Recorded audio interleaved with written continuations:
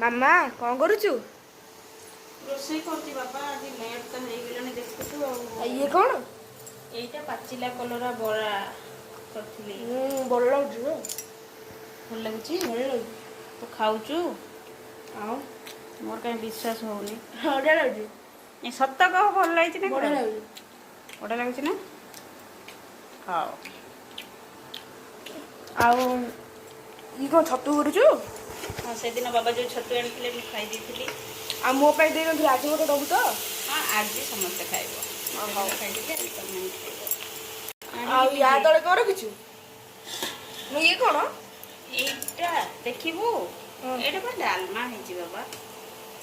ଏଇଟା ଡାଲମା କରିଛି ହେଲା। ଆଉ ଏପଟେ କଣ କରୁଛୁ? ଲେଟ୍ ହେଲାଣି ବୋଲି ଛତୁ କରିବି ବୋଲିକି ଆଜି ଛତୁ ଓଉ ପକେଇକି କରିଛି ତ।